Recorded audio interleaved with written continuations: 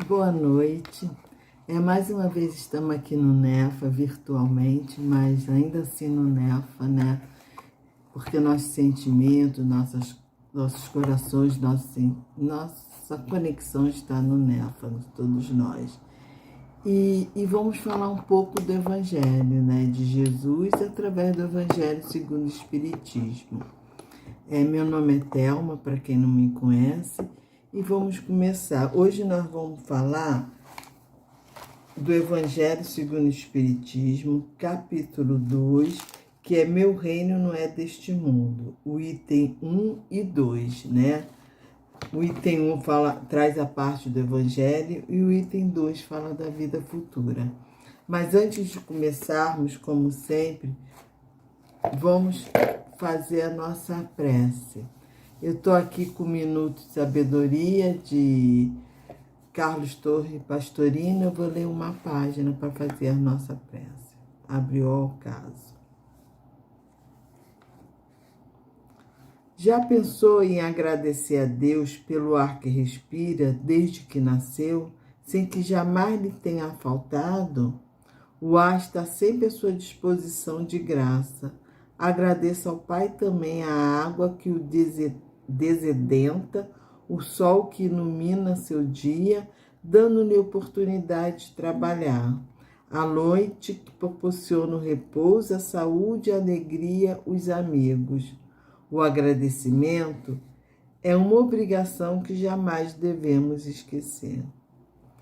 Então, essa página assim, tão bonita, né, de Torre Pastorino, que nos vem lembrar o ar que nessa pandemia, né, faltou para muitos, mas que ele está aí de graça sempre. A água e tudo mais que Deus nos dá. Ele diz que o agradecimento é uma obrigação que jamais devemos esquecer. E assim vamos agradecer a Deus por essa oportunidade de estarmos aqui mais uma vez com o seu Evangelho. Deus Pai, Jesus querido e amado Mestre, Francisco de Assis, bons espíritos que nos assistem nessa casa, Senhor, em todos os trabalhos, nesse trabalho de levar o Evangelho, de levar o ensinamento, através de palestras, de estudo. Pedimos a presença de vocês nesse momento, para que nos inspire e nos ajudem, Senhor, a transmitir a mensagem como Tu quer que seja transmitida, Senhor, como o Senhor assim deseja.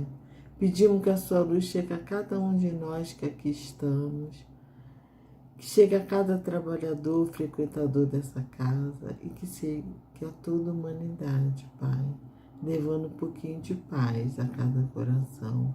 Obrigado por essa oportunidade, que possamos estar contigo, Senhor, agora e sempre. Que assim seja, em seu nome, dos bons espíritos que nos orientam e nos assistem, pedimos permissão para iniciar o nosso estudo, Senhor, na noite de hoje. Que assim seja, graças a Deus. Então, como eu falei, nós vamos falar do Meu Reino Não É Deste Mundo, né? Está aqui no capítulo 2 do Evangelho segundo o Espiritismo. Vamos lá, eu tirei aqui da página.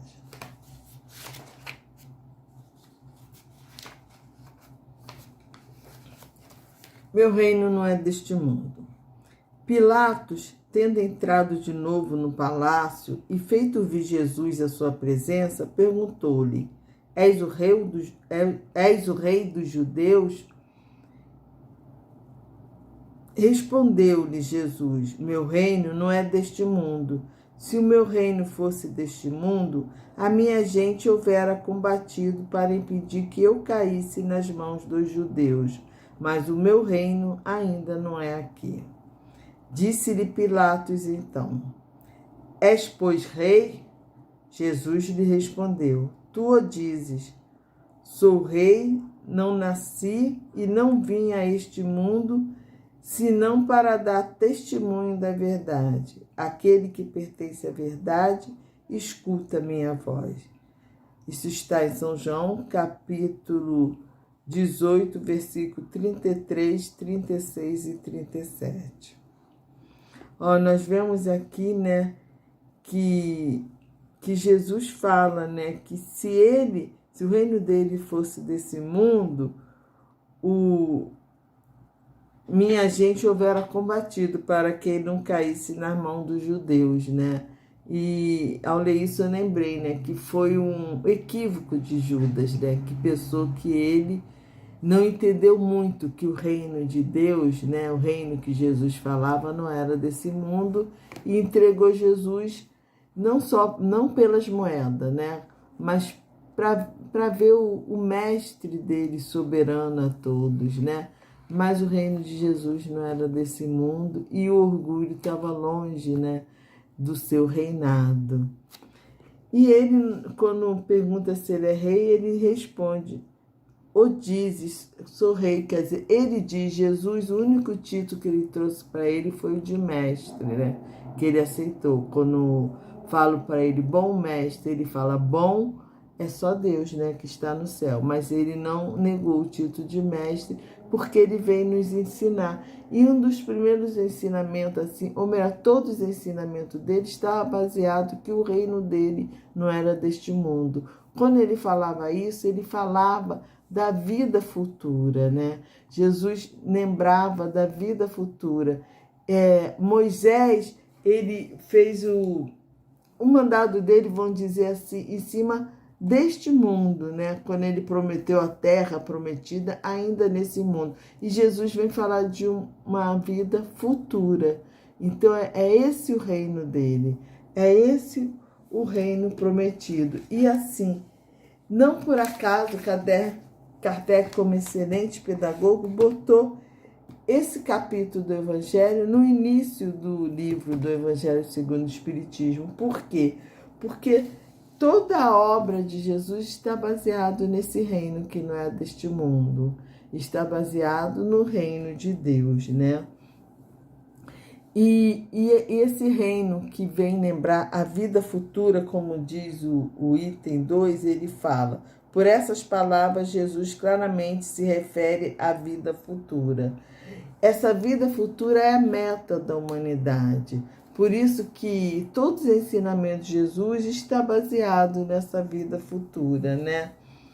E aí, essa meta, ela é tão importante, né? Assim, ela é importante, é a base, né, da doutrina de Jesus. Por isso, Kardec botou no início, e no Livro dos Espíritos, na pergunta 922, quando Kardec pergunta aos espíritos: haverá, contudo, algum critério de felicidade para todos os homens? Aí eles respondem: para a vida material é a posse do necessário, para a vida moral a consciência tranquila e a fé na vida futura. Ou seja, a vida futura é um item, é necessário à felicidade.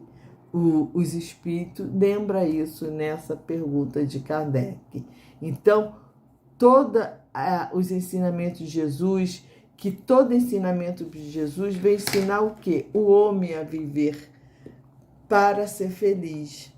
Então, é baseado nessa vida futura. É necessária a felicidade, como disse os espíritos, né, no Livro dos Espíritos, a posse do necessário, lógico, ninguém é feliz com fome na miséria. Não fala do supérfluo, mas sim do necessário. Ela é um item necessário à felicidade e à consciência tranquila e a fé na vida futura. Sem a fé na vida futura, a vida fica sem um objetivo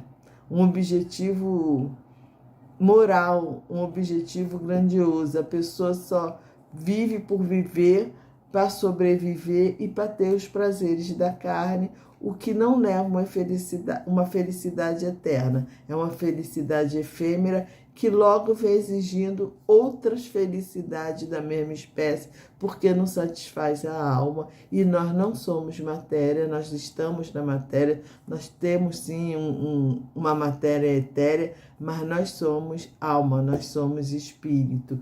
E é isso que nós devemos satisfazer. Mas voltando aqui o que eu escrevi, Mas é isso que nós devemos satisfazer, e é isso que Jesus vem lembrar, mas que os homens tão poucos lembram. Nós vivemos muito mais para a vida material do que para a vida espiritual.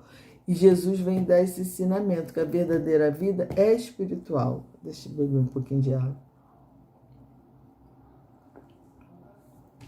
E não a vida material. É como uma escola. O corpo, a vida material é importante. É como uma escola. Um material escolar é importante. A criança, quando é matriculada na escola e vai lá aprender as primeiras letras, ser alfabetizada, aquela cartilha, todo aquele material pedagógico é importante para o seu aprendizado. Mas não é a criança em si. O mais importante para a escola não é o material precisa cuidado, precisa ser bem tratado, precisa saber manuseá-lo, mas o importante é o aluno. Então, o foco de uma educação, o foco de um aprendizado, o foco do professor, tem que ser sempre o aluno e não o material. Apesar que esse é importante, esse requer cuidado, mas o foco é o aluno. E o homem está vivendo por material, esquecendo do aluno, esquecendo de si próprio, vivendo para o mundo material. E Jesus veio lembrar isso. O Moisés, no tempo dele, ele não pôde levar isso muito à frente. Os judeus tinham sim uma noção de vida futura, né? Que existia alguma coisa além da morte, mas eles ainda viam tudo muito na vida presente. Eles tinham conhecimento de anjos, mas não sabiam que nós podemos ser anjos, que seremos anjos amanhã, eram ser a parte da criação, e eles viam tudo muito no material. Eles viam umas calamidades, praga, seja o que for, é castigo de Deus por não estar cumprindo a lei de Deus. E os méritos, as coisas que Deus dava, era muito material também. Era a vitória na guerra em outro povo, era a terra prometida, então era muito material. Já Jesus, ele veio trazer essa vida futura como um alicerce para a sua doutrina. Ele trouxe isso como um princípio verdadeiro, um princípio material mesmo, um princípio verdadeiro, uma verdade que existe, né? E baseou nisso. E essa vida futura também, ele veio trazer o quê? A justiça divina. Porque ele prometia que o que você sofre aqui, o que você não entende aqui, na vida futura vai ser explicada. E já o Espiritismo, ele trouxe essa vida futura de uma forma mais clara. Porque na época Jesus não podia ir muito além, porque faltava o quê? Capacidade, moralidade, intelectualidade, maturidade ao povo para entender. E agora esse povo que somos nós, já podemos compreender melhor, né? É aquilo, lá na primeira série, a professora não vai falar de certas coisas, ou vai falar ao nível daquela criança, né? Ah, você vai dar ciência, vai dar física? Vai falar da chuva, vai falar que a chuva cai na terra e depois sai vaporiza, vai a nuvem, volta, né? Mas você não vai entrar em coisas maiores da física, da química, da biologia, porque falta capacidade ao aluno de aprender, e assim foi. E aí o Espiritismo veio outra hora ensinar outras coisas. E o Espiritismo aí vem mostrar essa justiça de Deus muito maior através da reencarnação. E ele mostra essa vida futura, esse plano espiritual, de uma maneira muito mais clara, porque é contada pelos próprios espíritos que lá estão. E vai além, através da reencarnação, mostrando a justiça de Deus, explicando as anomalias, explicando tudo o que se parece injustiça, que não pode entender, o Espiritismo explica através da reencarnação. E aí essa vida futura se estende para lá das reencarnações. Essa vida futura, essa felicidade, né? Quando se fala no festim das bodas, na parábola, né? e que vão chamar um, outro, e que muitos foram chamados, poucos escolhidos. Na realidade, todos estamos sendo chamados para essa vida, mas poucos serão os escolhidos, ou seja, todos serão escolhidos um dia, mas na porta estreita, poucos passam de uma vez. E aí, nessa parábola, né, onde o Senhor manda chamar os convidados, porque já está preparada a festa das bodas, os primeiros se recusam, mata, ele manda chamar outros, e por fim vem, e quando vem, um homem está sentado sem a roupa adequada, né, e ele joga esse homem para fora, né, daquilo tudo. Por quê? Porque não basta a gente ir entender, nós temos que estar adequado. Essa roupa adequada é a gente estar purificada, com nosso perispírito purificados, para viver o quê? Viver além da reencarnação. Quando nós vamos sair dessa roda da reencarnação, não mais precisaremos reencarnar, porque a gente reencarna simples e ignorante, como homem, espírita, a primeira vez, vai evoluindo por mundos e mundos primitivos, mundos de prova e expiação, regeneradores, celeste e divino, e um dia a gente não precisa, nós não precisaremos mais reencarnar. Por quê? Porque nos tornaremos espíritos puros, cidadãos do universo. Todo lugar é nosso lar, é a nossa casa, estaremos bem em toda parte. E aí sim, estaremos dignos dessa felicidade que Jesus tanto prometeu, né? Porque nós estaremos livres, não só do corpo que nos traz limitações, doença, frio, calor, né? E tudo mais que decorre da vicissitude de ter um corpo, como também estaremos livres desses sentimentos menos nobres, como o egoísmo, a vaidade, o ciúme. Então nós não sentiremos ciúme. Olha que maravilha não sentir ciúme. Olha que maravilha você não ter egoísta, você querer compartilhar. Que maravilha você amar a todos. Que maravilha você se sentir feliz por estar ajudando alguém. E isso é maravilhoso, porque o pouco que nós fazemos, quando fazemos, sentimos algo tão bom, né, dentro de nós. A própria ciência já está descobrindo que esse amor, essa doação ao próximo, né, nos faz hormônio que nos torna feliz. Mas não precisava a ciência descobrir, porque nós sentimos isso. Mas nós, ocidentais, ainda somos muito apegados, né, a uma prova, né, material, quando na verdade o sentimento fala mais alto. Então, assim, Jesus falou desse reino, né? Mas Jesus disse que que todo sofrimento, toda luta seria recompensada nessa vida futura.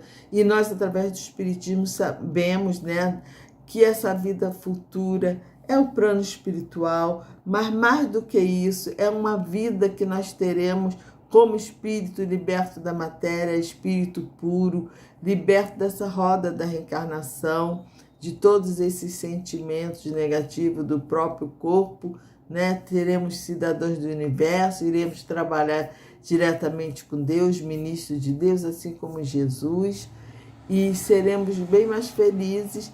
Mas ele disse como? Lógico que ele disse como. Em todo o seu legado e o tempo todo ele disse como. E eu tirei aqui um texto de Lucas. Deixa eu ver aqui. Lucas, capítulo 10, versículo 25 a 28.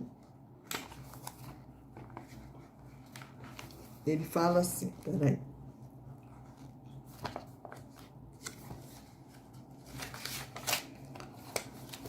Aqui. Então, levantando-lhe, disse-lhe um doutor da lei para tentar: Mestre, o que preciso fazer para possuir a vida eterna, né? Que é a vida futura que Jesus tanto fala. Respondeu-lhe Jesus: Que é que está escrito na lei? Que é que lês nela? Ele respondeu: Amarás o Senhor teu Deus de todo o coração, de toda a tua alma, com todas as tuas forças e de todo o teu espírito, e ao teu próximo como a ti mesmo. Disse-lhe Jesus: Respondeste muito bem, faze isso e viverás. Então, para a gente conseguir esse reino de Deus, para a gente conseguir essa paz que esse reino nos traz, nós temos que fazer isso. Amar, como diz aqui. Amar a Deus de todo o coração, de toda a alma, com toda a força e de todo o teu espírito, e ao teu próximo como a ti mesmo. Então, indo de trás para frente, devemos nos amar, amar ao próximo e amar a Deus. Que no Evangelho fala, como pode amar a Deus que não vê, se não amas ao próximo que vê? E como eu posso amar o próximo se eu não amo a mim, né? O que eu posso dar para o próximo se eu não tenho dentro de mim? Então, eu tenho que começar a amar a mim. Cuidar desse corpo, sim, que é um instrumento. Cuidar da minha alma. Procurar coisa boa. Eu tenho que me amar. Assim como Jesus me amou. O que é amar? É cuidar, é gastar tempo, né, com a pessoa. Então, vamos nos amar. E assim, do jeito que nós nos amamos, o que nós queremos de bom para mim, o que dermos de bom para nós mesmos, né, iremos dar para o outro. Então, nós temos que procurar coisas boas, ser bom, e isso que trouxermos para nós, nós vamos dar para o outro. E nesse amor nosso do outro, já estaremos amando a Deus no momento que o outro não é só a pessoa, mas passa a ser toda a humanidade, né? Todo ser vivo, nosso planeta, tudo. Então, é o amor que vai nos levar para essa vida futura. E aí eu queria lembrar também da máxima do Espiritismo, que é fora da caridade não há salvação. E lembrar da primeira epístola de Paulo, onde ele fala da caridade. Vamos ler um pouquinho. Paulo fala assim: ainda quando eu falasse todas as línguas dos homens e a língua dos próprios anjos, se não tiver caridade, serei como um bronze que soa e o símbolo que retine. E lá no final dessa carta ele fala: agora estas 3 virtudes, a fé, a esperança e a caridade permanece, mas dentre elas a mais excelente é a caridade. Ele põe a caridade acima até da fé e da esperança, né? E ele fala em outra parte aqui dessa epístola, ele fala: a caridade é paciente, é branda, é benfazeja. A caridade não é invejosa, não é temerária, nem precipitada, não se enche de orgulho, não é desdenhosa, não cuida de seus interesses, não se agasta, nem se azeda com coisa alguma. Não suspeita mal, não se rejubila com a injustiça, mas se rejubila com a verdade. Tudo suporta, tudo crê, tudo sofre. Então, é esse amor, né, que quando fala para amar ao próximo como a si mesmo e a Deus sobre todas as coisas, é esse amor, caridade.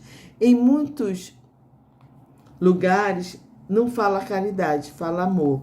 Mas em grego existem 3 palavras para o amor. Existe o amor eros, que é o amor romântico, o amor filia, que é o amor da amizade, da família, da lealdade, e o amor ágape, que é o amor à humanidade, à natureza, né? Esse amor, como diz aqui, é a conexão com a humanidade, com a natureza, com o universo. E é esse amor que está no Evangelho, no grego, ágape. Então, esse amor que Paulo fala é a caridade. E é esse amor que vai nos levar a esse reino de Deus. Não esse reino de Deus, essa vida futura que é o plano espiritual. Não se referindo a isso, mas esse reino de Deus que é viver como espírito livre. Livre das reencarnações, livre do corpo e livre para estar em qualquer lugar do universo, cooperando na obra de Deus, como ministro de Deus e, acima de tudo, livre desses sentimentos que nos nos torna menor, nos torna triste, esse sentimento que nos traz ansiedade, tristeza, depressão, porque nos traz preocupações imediatas com as coisas da matéria. Não é para relaxar isso. Temos que correr atrás do pão de cada dia. Temos que cuidar da saúde, cuidar do próximo, que trabalhar. Mas nós temos que ter consciência que nós somos espírito eterno. E temos nessas 24 horas do dia de guardar um espaço para cuidar desse espírito eterno. E esse espaço tem que ser todo dia. Porque todo dia a gente come, a gente escova o dente, a gente dorme, a gente faz mil coisas, trabalha, né? Se diverte ou não, mas todo dia fazemos mil coisas para o corpo, para a vida material, que é necessária, porque senão não estaríamos aqui. Mas e para o espírito, que é esse eterno? Para o espírito que vai galgar, que está estudando nessa escola, para um dia se formar como anjo, como espírito livre, espírito perfeito, de luz, né? Que tempo nós gastamos para esse? Que tempo nós estamos gastando com essa vida eterna? Com esse reino de Deus? O reino de Deus a gente já pode viver aqui na Terra. Cada pessoa que Madre Teresa de Calcutá, que Irmã Dulce, que Chico, que Divaldo pegou lá na Mansão do Caminho, cada pessoa assistida era um pedaço do reino de Deus aqui na Terra. E cada vez que nós, na nossa humildade, conseguimos ajudar alguém, ouvimos um amigo, ouvimos um parente, né? Como isso nos traz paz, né? Quantas vezes assim na escola, né, eu como professor escuto uma mãe, desabafa, chora, empresto o meu ouvido. Isso me dá uma coisa boa. Essa coisa boa é o reino de Deus em nós. E é isso que Jesus nos promete. Essas coisas boas que a gente sente um pouquinho, às vezes, né? Ou quando a gente cuida de um bebê, do nosso próprio filho, aquele amor tão grande que temos por eles, né? Quando a gente vai no asilo e cuida de uma velhinha que dá atenção, ou um amigo mesmo, emprestar o ouvido, gente. Seja, quando a gente faz a caridade, nem que não seja em sua essência, né? Que a gente não esteja totalmente sem os sentimentos negativos, aberto ao amor, à doação, mas quando a gente faz um pouquinho dessa caridade, da filantropia que seja, como a gente sente uma coisa boa, né? Que os cientistas estão descobrindo que é feito de um monte de hormônio, mas que, na verdade, é o reino de Deus dentro de nós. Porque Deus está em toda parte, então Ele está conosco. E nós somos anjos em potenciais. Então, quando Jesus disse que o reino dele não era desse mundo, porque o reino dele não é desse mundo material. Existe um mundo maior, que é o mundo espiritual, onde é a nossa verdadeira casa, mas a gente o tempo todo age como aqui fosse nossa casa e lá fosse um lugar que nós fôssemos trabalhar, estudar alguma coisa. Não, lá é o nosso lar e aqui é a nossa verdadeira casa. E, no entanto, a gente tem tanto medo da morte, medo de voltar para casa. E muitas vezes nós sentimos uma tristeza que não sabemos de onde vem, e essa vontade, essa saudade do nosso lar. Então, esse reino de Deus que é a nossa verdadeira casa, que no momento é o mundo espiritual ao qual estamos ligados, e não aqui na Terra, né? Aqui é a nossa oficina, nosso templo, nossa escola, mas nossa casa é lá. Nós somos tão apegados às coisas daqui e esquecemos de cuidar das coisas que levaremos para lá, que é a nossa aprendizagem intelectual e moral. E mais ainda, esse reino de Deus que é muito maior, que é não um plano espiritual, mas esse plano universal, esse universo que nos espera como espíritos perfeitos, que um dia seremos, mas que já são perfectíveis, né, para viver esse mundo, esse universo, sem limite, e sim com amor, trabalhando na obra de Deus, trabalhando na caridade verdadeira. Isso dá felicidade, isso dá paz de espírito.